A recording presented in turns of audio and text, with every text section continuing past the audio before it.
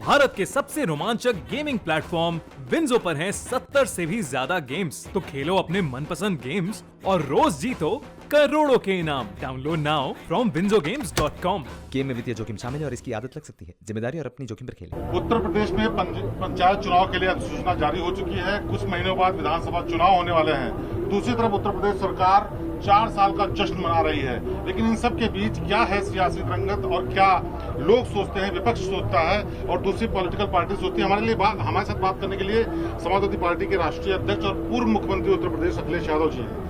ये बताइए, सरकार ने 4 साल पूरे कर लिए, आप कैसे देखते हैं इसको? क्या कुछ बदला या क्या है हालत? देखिए, 4 साल का अगर हम हिसाब किताब लगाएं और 4 साल में अगर उनके संकल्प पत्र पर हम ध्यान दें, और इसलिए हमें सोचना चाहिए संकल्प पत्र के बारे में, क्योंकि मुख्यमंत्री जी ने ये कहा कि उनका घोषणा पत्र जो चुनाव में उन्होंने जारी किया था 2017 में, वो गीता की तरह पवित्र है। और अगर गीता की तरह कोई पवित्र है संकल्प पत्र, तो आखिरकार 4 साल के बाद जमीन पर कितना पहुंचा है। मैं ये कह सकता हूं कि इस सरकार ने अभी तक जो बड़े काम किए हैं वो यही बड़े कार्य आगे बढ़ाए हैं जो समाजवादी सरकार में शुरू हुए थे। कुछ आधे हो गए थे, कुछ पूरे होने जा रहे थे, तो शिलान्यास का शिलान्यास किया है, उद्घाटन का उद्घाटन किया है। और 4 साल का जब जश्न मना रही है सरकार, तो अब जो नाम लिखे जाते हैं, जिन पट्टियों पे नाम लिखे जाते हैं, उन पट्टियों को बदलने का काम सरकार कर रही है। यही सबसे बड़ी उपलब्धि है। और 4 साल के बाद ये 3 किसानों के कानून आ गए हैं जिनसे खेती छिनेगी, कारोबार उनका खत्म हो जाएगा, नौजवान के हाथ में नौकरी कितनी है, रोजगार कितना मिला है, ये सबसे बड़ा सवाल है जिसका जवाब सरकार को देना चाहिए। लेकिन वो तो ये कहते हैं कि समाजवादी सरकार में हर चीज को बस छू के निकल गए थे, यानी मेट्रो चाहे बुलंदशहर चाहे एक्सप्रेसवे की बात हो, तमाम चीजें पूरी नहीं की और अब कहते हैं कि हमने बनाई थी। भारतीय जनता पार्टी से अगर कुछ सीखने को है तो वो ये सीखने को झूठ कैसे बोला जाता है और दूसरे कामों को अपना काम कैसे बनाया जाता है। मुझे अच्छी तरह याद है जिस समय मेट्रो शुरू की गई थी लखनऊ की, उस समय नेताजी, आजम खान साहब, मैं खुद था, पार्टी की कैबिनेट थी, पार्टी के मिनिस्टर थे, सरकार थी। तो जो फैसले कैबिनेट के लिए गए हैं या जो सरकार के अधिकारियों ने फैसले, वही तो अधिकारी आज काम कर रहे हैं। तो इसका मतलब वो अधिकारी गलत थे उस समय, जो आज वही अधिकारी काम कर रहे हैं। तो मैं ये कहना चाहता हूँ, चाहे वो मेट्रो हो, चाहे वो एक्सप्रेसवे हो, चाहे आपके बड़े बड़े हॉस्पिटल्स बने हो, मेडिकल कॉलेजेस बने हो, एम्स बने हो, दोनों एम्स की जमीन समाजवादी सरकार में दी है। रायबरेली में शुगर मिल का पूरी की पूरी फ्री जमीन दी है, तब जाकर के एम्स बना है रायबरेली में। इसी तरह गोरखपुर में सबसे ज्यादा कीमती जमीन जो अथॉरिटी की थी, वहाँ के डेवलपमेंट अथॉरिटी की, वो जमीन दी गई है। मैं इनसे जानना चाहता हूँ कि आपने किस एम्स के लिए जमीन दी, किस एम्स को आपने पूरा करने का और बनाने का काम किया। ये पुरानी योजना है जो उस समय शुरू हुई थी, जो मेडिकल कॉलेजेस थे, पुरानी योजना के तहत जिले अस्पताल के जिला हॉस्पिटल को मेडिकल कॉलेज में कन्वर्ट करना था, वो मेडिकल कॉलेज पूरे हो रहे हैं। जहां तक बिजली का सवाल है, बिजली सबसे महत्वपूर्ण इकाई मानेंगे इंफ्रास्ट्रक्चर की। तो जो जनरेशन हुई, जो ट्रांसमिशन में काम हुआ, जो डिस्ट्रीब्यूशन में काम हुआ, वो समाजवादी सरकार की देन है। इन्होंने केवल मीटर ठोके हैं और मीटर ठोकने के बाद अगर गरीब जनता पे कोई बड़ी चीज ठोकी जा रही है तो वो है बिल। लेकिन बिजली के बिल में भी कई बातें आई कि वो जो मीटर थे वो भी बड़े फॉल्टी निकले। क्या वो लगता है आपको सुनियोजित तरीके से था या वाकई सरकार ने जो काम किया वो गड़बड़ था? सरकार केवल लोगों के बीच में नफरत फैलाना चाहती है। सरकार केवल जातियों में झगड़ा कराना चाहती है। सरकार केवल हिंदू मुस्लिम करना चाहती है। इसलिए जो ठोस काम होते हैं, डिस्ट्रीब्यूशन में होना अच्छा काम, या जो इक्विपमेंट है, मशीनरी जो भी बेटर लगनी है, मान लीजिए उत्तर प्रदेश में सुपर क्रिटिकल प्लांट लग रहे हैं इतने बड़े बड़े, 3x660 सुपर क्रिटिकल प्लांट आपका ललितपुर है, वो लग गया था, आपके एटा में लगने जा रहा है, आपका हरदोईगंज में लगने जा रहा है, आपके अम्बेडकर नगर में लगा है, और जगह जो सुपर क्रिटिकल प्लांट लगे, कम से कम बिजली का उत्पादन बढ़ाएं। और बिजली सस्ती कैसे हो, इसके लिए कोटा अगर दिल्ली से बढ़ जाता तो आज उत्तर प्रदेश को सस्ती ज्यादा बिजली मिल रही होती है। अच्छा। तो जो काम करना चाहिए उस पर ध्यान नहीं दे रहे हैं। नफरत फैलाने में, पॉलिटिकल मुकदमे कैसे लग जाएं, कोई जेल कैसे भेज दिया जाए, झूठे मुकदमे कैसे लग जाएं, ये सबसे बड़ा सवाल सरकार के पास। पंचायत के चुनाव होने वाले हैं, सरकार ने 95 वाली व्यवस्था लागू करने की कोशिश की थी आरक्षण में, जिसको कोर्ट ने नहीं माना। लेकिन क्या आपको लगता है इसके पीछे सरकार की मंशा ठीक नहीं थी या फिर ये किया जाना जरूरी था? अब फिलहाल आरक्षण चेंज हो रहा, लेकिन सरकार की जो कोशिश थी उसको कैसे आप देखते हैं? भारतीय जनता पार्टी के अभी तक जिस भी फैसले में हम देखेंगे उनकी नीयत साफ नहीं हुई। नोटबंदी का काम किया, नीयत साफ नहीं थी। आपने जीएसटी लागू किया, नीयत साफ नहीं थी। कोविड में आपने लॉकडाउन लगाया, उसमें नियत ना साफ थी। हर काम में कहीं ना कहीं पॉलिटिकल लाभ लेना चाहते हैं, इसीलिए जानबूझ करके पंचायत चुनाव में भी अपनी तरीके से आरक्षण लागू कर दें, अपने लोगों को, मंत्री विधायकों को खुश कर दें, इसलिए वो जानबूझ करके आरक्षण में कर रहे थे। मुझे खुशी है इस बात की कि न्यायालय को मैं बधाई देता हूँ कि जिस न्यायालय की वजह से आज उत्तर प्रदेश में चुनाव हो रहे हैं। एक और नया मुद्दा विवाद पैदा हो गया जो पहले कभी नहीं हुआ। सालों साल से लोग अजान करते थे, मंदिर में घंटियां बजती थी, लेकिन अब कई मामले ऐसे आ गए, चाहे वो पूर्व जो वीसी हैं प्रयागराज की, या फिर एमएलए इनके मंत्री हो सरकार के, या फिर पीएचयू के छात्र हो, मुकदमा लिखा रहे हैं, शिकायत कर रहे हैं कि अजान की आवाज से उनको दिक्कत होती है। ये भारतीय जनता पार्टी के पास लोग हैं, समय समय पे उनको आगे कर देते हैं। जब आज महंगाई पे बहस होनी चाहिए तो वो अजान और मंदिर की सवाल को उठा रहे हैं। और ये कहीं न कहीं जो वाइस चांसलर्स अपॉइंटमेंट्स हैं, और अपॉइंटमेंट्स तो किसी न किसी के वजह से होता है, कोई ना कोई मददगार होता है, तब वाइस चांसलर अपॉइंट होते हैं। उत्तर प्रदेश में सबसे बड़ा सवाल ये नहीं है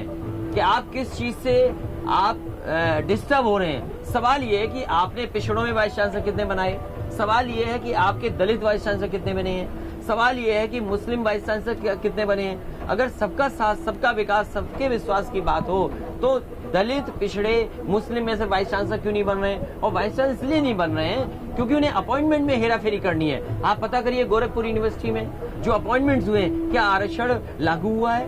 किन लोगों को अपॉइंटमेंट दिए गए हैं? क्योंकि उन्हें अपॉइंटमेंट कराना है, समाज में गलत मैसेज आना है। दुख इस बात का है कि पढ़े लिखे लोग भी अगर ये बात नहीं समझें कि भारत की जो हमारी संस्कृति है, भारत का जो सबसे बड़ी अच्छाई है, वो हम हिंदू, मुस्लिम, सिख सब मिलकर के रहते हैं, सब जातियां मिलकर के रहते हैं। यही हमारे देश की सबसे बड़ी अच्छाई है। क्या आप कहना चाहते हैं बीजेपी इसको जानबूझ के फैला रही है या इंडिविजुअल लोग हैं? मैं ये 100% कह सकता हूँ, इसमें भारतीय जनता पार्टी की पूरी साजिश है, षड्यंत्र है। ऐसे तमाम वो मामले रखते हैं, वो समय समय पर उठाते हैं जिससे जनता का ध्यान हट जाए। और अजान आज नहीं हो रही है, या मंदिरों से आज नहीं। मेरे घर के सामने मंदिर है, सुबह 6 बजे से पहले वहाँ पर पूजा होती है, मेरे घर में अजान की आती है आवाज, तो इससे कोई शिकायत थोड़ी है। अच्छा, एक और चीज हुई, पहली बार ऐसा हुआ कि एक मुख्यमंत्री, पूर्व मुख्यमंत्री के खिलाफ इस तरीके से छोटे मामले में भी मुकदमा दर्ज कर दिया गया। लखनऊ में पोस्टर लग गए आपके और योगी जी के। मुझे खुशी है, मैं मुख्यमंत्री जी को बधाई दूंगा क्योंकि उन्होंने नई परंपरा उत्तर प्रदेश में लागू की है। अभी तक तो ऐसे लोग मुख्यमंत्री बनते थे जिनसे मुकदमे नहीं होते थे। मुख्यमंत्री जी ने नई परंपरा की क्योंकि वो उन पर खुद मुकदमे थे, वो मुख्यमंत्री बने। मैं उनको धन्यवाद देता हूं, उनकी वजह से हम पे भी मुकदमे। हो सकता है अगली बार सरकार समाजवादियों की बने। अच्छा, एक और चीज, अब जो बीजेपी का तरीका है ये कई महीनों में डिफरेंट होता चला जा रहा है। अभी स्वतंत्र देव सिंह ने ये कहा कि हमारे यहाँ तो तय नहीं होता कि अध्यक्ष कौन बनेगा, लेकिन समाजवादी पार्टी में हम बता सकते हैं कि अखिलेश यादव का बेटा राष्ट्रीय अध्यक्ष बनेगा। क्या आप मानते हैं ऐसा हो रहा? पॉलिटिकल कोई एम्बिशंस है बेटे के आपके? मुझे खुशी है इस बात की कि मेरा परिवार है और हम परिवार के लोगों के दुख सुख समझते हैं। ये तमाम वो लोग हैं जिनके अपने परिवार नहीं हैं, और जो परिवार नहीं होंगे तो वो तो ऐसा ही कहेंगे। और मैं उनकी बात नहीं कह रहा हूँ, जिनके लिए वो कह रहे हैं। अगर किसी का परिवार होता है वो दुख सुख समझता है, वो लगाव समझता है कि लगाव क्या होता है। और शायद ये परिवारवाद वाले बात वो लोग कर रहे हैं जिनके अपने परिवार नहीं है।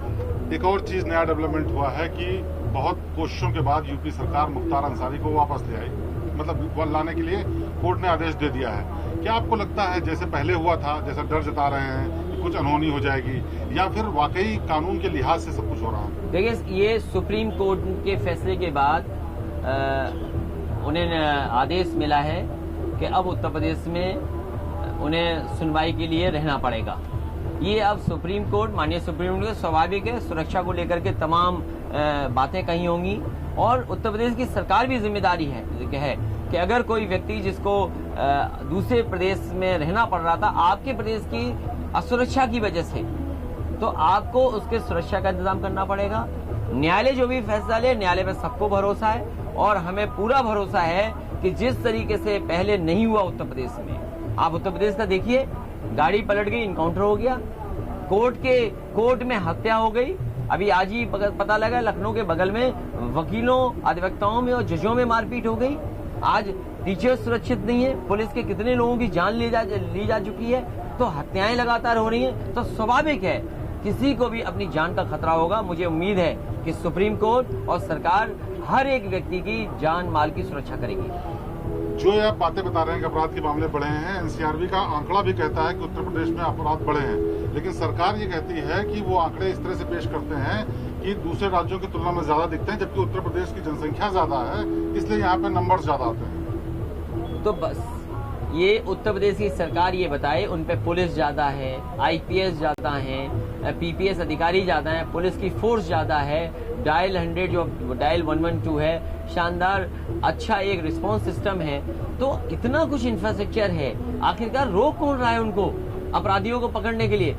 असली कोई बात है तो वो मुख्यमंत्री जी खुद जिम्मेदार हैं, क्योंकि मुख्यमंत्री जी खुद कहते हैं ठोक दो। जब वो खुद कानून का पालन नहीं करते हैं, वो किसी का भी घर उड़वा सकते हैं, किसी के घर पे बुलडोजर चलवा सकते हैं। तो इसी तरीके से उत्तर प्रदेश की पुलिस बेलगाम हो गई है, और उसका जिम्मेदार अगर कोई है तो वो मुख्यमंत्री जी खुद है। रिकॉर्ड्स बताते हैं कि जो एनकाउंटर हुए 135, उसमें से 124 तो अपराधी थे, लेकिन जो मारे गए उनमें से 51 मुस्लिम समाज से थे। क्या आपको लगता है मुस्लिम समाज को टारगेट किया जा रहा है, जैसे ओवैसी साहब ने भी कहा, दूसरे लोगों ने भी सवाल उठाया? भारतीय जनता पार्टी की सरकार जब से बनी है, जात के आधार पर और धर्म के आधार पर, और जहां पर उन्हें राजनीतिक लाभ हो सकता है उस तरीके से इनकाउंटर हो रहे हैं। देश में किसी सरकार को नेशनल ह्यूमन राइट कमीशन से इतने नोटिस नहीं मिले होंगे जितने उत्तर प्रदेश सरकार को नोटिस मिले हैं। इतनी कस्टोडियल डेथ कभी नहीं हुई होगी जितनी उत्तर प्रदेश में हुई। कल ही अम्बेडकर नगर में एक आजमगढ़ का रहने वाला, उसको इतना मारा कि वो थाने में मर गया। इससे पहले जौनपुर में इसी तरह हुआ था कि पुलिस उठा ले गई, उसको इतना मारा कि उसकी जान चली गई। आज कस्टोडियल डेथ में सबसे ज्यादा उत्तर प्रदेश आगे है। नेशनल ह्यूमन राइट कमीशन ने नोटिस दिए, और जो इनकाउंटर हुए हैं ये बहुत सारे फर्जी इनकाउंटर हैं। जिस समय कभी सिटिंग जज के तहत जांच होगी, बहुत सारे अधिकारियों को इससे सजा मिलेगी, भुगतना पड़ेगा कि जो उन्होंने सरकार को खुश करने के लिए इस तरह के कदम उठाए। आने वाले विधानसभा चुनाव में अगर आपकी पार्टी सत्ता में आती है तो आप कौन सी चीज ऐसी है जो सरकार की बदलना चाहेंगे, जो 4 सालों में इन्होंने आपके हिसाब से गड़बड़ की है? बहुत से ऐसे फैसले हैं जिनका मैं अभी जिक्र नहीं करूंगा, समय आने पर फैसला लिया जाएगा, लेकिन पहली प्रायोरिटी ये है कि उत्तर प्रदेश से भारतीय जनता पार्टी की सरकार हटे। एक और चीज, पिछली बार कुछ दिन पहले आपने कहा था कि ये बीजेपी की वैक्सीन है, हम नहीं लगवाएंगे। दूसरी वेव शुरू हो गई है, केसेस बढ़ना शुरू हो गए हैं, अब आप वैक्सीन लगवाएंगे कि नहीं लगवाएंगे? उत्तर प्रदेश और देश में भारतीय जनता पार्टी बताए कि कब फ्री वैक्सीन सबको लग जाएगी, कब तक सबको वैक्सीन लग जाएगी, कब तक गरीब को फ्री लग जाएगी, और जब फ्री लग जाएगी सब गरीबों को, उसके बाद समाजवादी सरकार बनेगी तो मैं भी अपनी वैक्सीन लगा दूंगा। लेकिन वहीं के वहीं ये सवाल बड़ा है। उत्तर प्रदेश की सबसे प्रेस्टिजियस अगर कोई इंस्टीट्यूशन है तो वो पीजीआई इंस्टीट्यूशन है। अगर वहाँ के डायरेक्टर और उनके परिवार के लोगों को 2 डोज के बाद भी अगर कोविड हो जाए तो ये सोचने का वक्त है कि आखिरकार हम इस बीमारी से, वैश्विक महामारी से बचेंगे कैसे। नहीं तो क्या बीजेपी के सरकार रहते हुए आप वैक्सीन नहीं लगवाएंगे? मैं ये कहता हूँ भारतीय जनता पार्टी पे इतना फंड है, इतना पैसा है, इतनी महंगाई बढ़ाई है डीजल पेट्रोल से, इतना पैसा इकट्ठा किया है, सब गरीबों को बताएं कब तक फ्री लग जाएगी और कब तक पूरा लगा लेंगे, उसके बाद हम भी तैयार हैं। एक आखिरी सवाल और, इतनी चीजें बताई आपने कि बीजेपी सरकार ने गड़बड़ की है, लेकिन कोई तो चीज आपकी नजर में आती होगी जो लगता होगा सरकार चूंकि चल रही है, मेजोरिटी से आई थी, जनता ने चुना था, कोई तो अच्छी चीज लगती होगी। 2 या 1 कोई ऐसी चीज बताइए जो आपको लगता है बीजेपी सरकार की अच्छी है। अभी भारतीय जनता पार्टी पे मौका है, वो सरकार से चले जाएं, हट जाएं, ये सबसे अच्छा काम होगा। तो ये अखिलेश यादव जो कि पूर्व मुख्यमंत्री उत्तर प्रदेश, राष्ट्रीय अध्यक्ष समाजवादी पार्टी, बता रहे थे कि बीजेपी ने किस तरह से प्रदेश के लोगों के साथ बुरा किया है और सरकार बदलने का वो इंतजार कर रहे हैं और उसी के बाद वैक्सीन लगाएंगे। कैमरामैन हरीश पाल के साथ शिवेंद्र श्रीवास्तव, लखनऊ।